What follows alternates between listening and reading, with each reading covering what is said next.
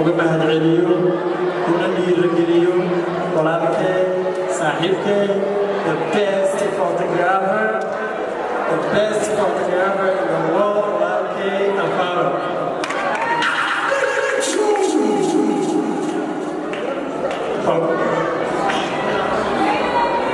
photographer dhinacee laga yahay